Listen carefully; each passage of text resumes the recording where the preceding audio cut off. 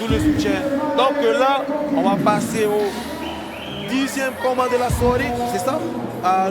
Ouais, 10e Exactement, combat de la 10e soirée. combat. Kawhi Koki de Citaders contre Manatua Lee de Almost Island Jiu-Jitsu. Kawhi Koki qui vient de faire son entrée au point bleu.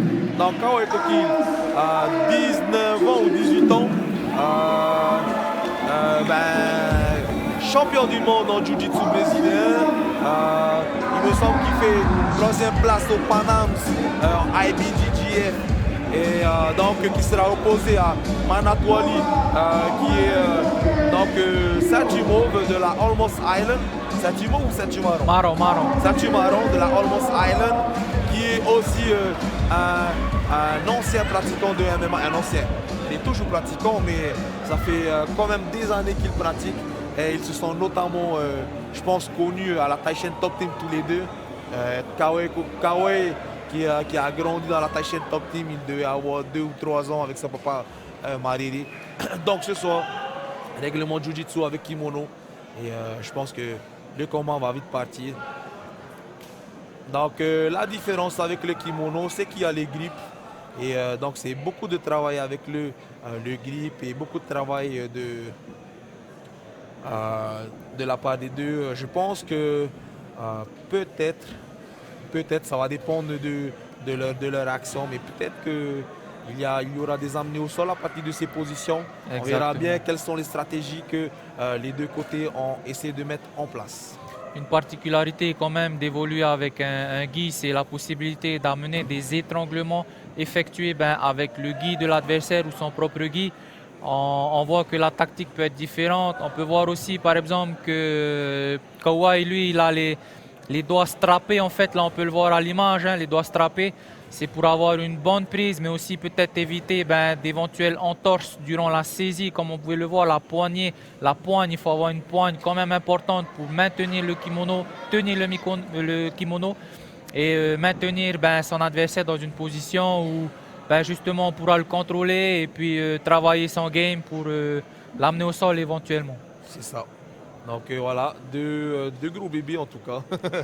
Deux gros bébés qui sont là en Jiu-Jitsu. On va voir, je pense, un très beau game technique des deux côtés. Voilà, donc Kawhi Koki qui vient de tirer la garde. Donc là, une initiative de Kawhi. Et on voit quand même la différence de gabarit, malgré le poids qui semble à peu près équivalent pour les deux. Une différence de gabarit, puisque Manatua est plus âgé que Kawhi. Mais ce jeune, il n'a pas fraudé, comme vous pouvez le voir là, ses contrôles, etc. Il a amorcé le combat au sol et je pense qu'il a une stratégie bien définie contre Manatua. C'est un jeune prometteur et on va entendre parler de lui dans le futur. En tout cas, Kawhi est vraiment impressionnant pour son jeune âge. Il a vraiment beaucoup de potentiel de pouvoir exceller dans le jiu-jitsu brésilien. Et pourquoi pas le voir transiter en MMA par la suite. Exactement. Je pense que c'est peut-être un de ses souhaits. Je ne l'ai pas demandé, mais je pense que c'est la suite logique une fois qu'il aura établi son palmarès en jiu-jitsu brésilien. Mais en tout cas, pour son jeune âge, il a déjà vraiment un beau palmarès de jiu-jitsu brésilien.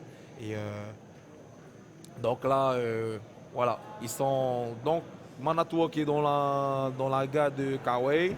Kawhi qui ouvre sa garde pour pouvoir peut-être essayer de renverser ou essayer d'aller chercher un bras. Pour vous, peut-être, chers téléspectateurs et ceux qui nous suivent par les réseaux sociaux, peut-être que vous pouvez trouver ça un peu placide, où il n'y a pas trop de mouvement, mais il faut savoir que ce sont des combattants en Jiu-Jitsu qui ont une grosse expérience. La couleur de leur ceinture laisse espérer, envisager une grosse expérience. Donc du coup, le moindre faux mouvement, la moindre erreur peut leur être, leur faire perdre le combat exactement. Donc du coup, ils prennent leur temps et ils essaient de s'apprécier l'un l'autre, de voir comment est-ce qu'ils peuvent amener tel ou tel amener. Et voilà. Une chose aussi qui est compliquée avec le jiu-jitsu, avec le kimono, c'est que c'est dur à placer les techniques, c'est dur à passer parce que justement il y a déjà le défaut du gi. Exact. Et donc c'est vraiment dur à passer les actions quoi. quand on essaie de passer, on vient gripper. C'est pas comme le no-gi où c'est un peu plus Fluide, hein. un peu plus fluide, où il n'y a Exact. pas vraiment de grippe. Et là, là Manatua qui essaie de passer la garde. Une question, Henri. Oui. Par rapport là au combat qu'on a actuellement, toi qui as un bagage aussi en Jiu-Jitsu, qu'est-ce que tu penses de la situation qui mènerait le combat en fait? Actuellement, pour l'instant, c'est 0-0. 50-50. Ouais, 50-50, 0-0. ok. Il n'y a pas vraiment de De dominance parce que Kawhi il défend bien la demi-garde et Manatua il essaie de passer mais il n'y a vraiment pas encore de points qui est passé.